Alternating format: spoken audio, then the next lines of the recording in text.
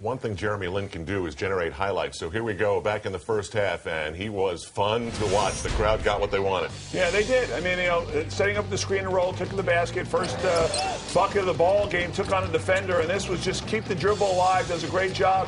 Little circle around, they fall asleep, take advantage, finish with his left hand.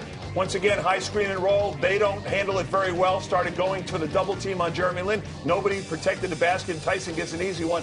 And Landry Fields has really fed well off of Jeremy Lin. Obviously, we know those two are very friendly, and that's helped his game. Jeremy Lin with a nice little short 12-foot jump shot, 10 points, 4 of 6, 5 boards, and the great 13 assists in just 26 short minutes for him.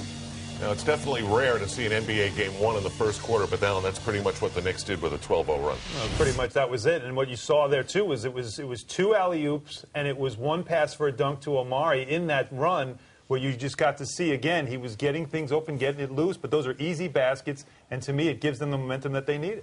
Yeah, and early on, Alan, too, during this run, they hit 10 of their first 12 shots, and all these are high percentage. That's a Steve Nash move right there. Hate to do that, but it really is. Well, just keep the dribble alive. Smart basketball play by Jeremy Lin, and the rest of these are really easy. Notice how there's no pressure on the basketball, and when you don't pressure the basketball, you're going to get easy shots, and when you attack, you don't have any flow behind you. All these big men are going to get easy buckets and a chance to pad their stats. Yeah, exactly. When they key on him, it opens it up for other people. You key on the bigs, it leaves him open. They didn't really have night to pass. They didn't really have anybody quick to guard Jeremy Lin. They did when Isaiah Thomas came in the game, but he's a little smaller. That was funny, by the way. Isaiah getting You like that? Very funny. The poor kid, though. Yeah. It's only in one building. It's only in one building. Yeah, but again, the bigger guy doesn't necessarily work with him, and they don't really have that quickness other than a shorter guy. And he put some pressure on it. But the Knicks were so much better than the Sacramento Kings. It wouldn't have mattered either way. Landry Fields is fun to watch when he's playing basketball like he is right now. There's definitely a synergy between him and Jeremy Lin. They've got that handshake thing. Fun to watch, and he was acrobatic, too. Yeah, and he is getting into that comfort zone that we saw last season when he was an all-rookie player. And he's knocking down that corner three, which he was struggling with early on.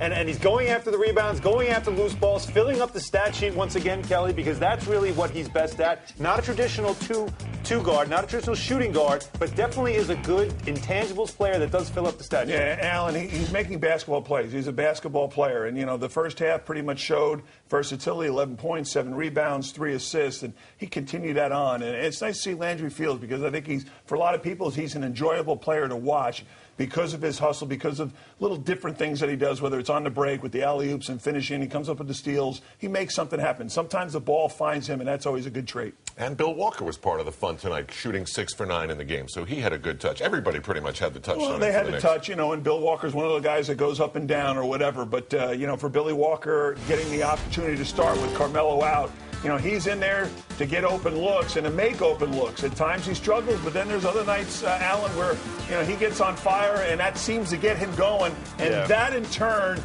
gives him some other parts of his game that helps him. But Walker's a guy that also has to keep in mind that as Carmelo comes back, this might mean less minutes for him. So this is almost he's got to continue to play well or even play better to keep himself in the rotation. We know Mike D'Antoni is more of an 8-man rotation kind of guy, with Steve Novak playing well and hitting the outside three.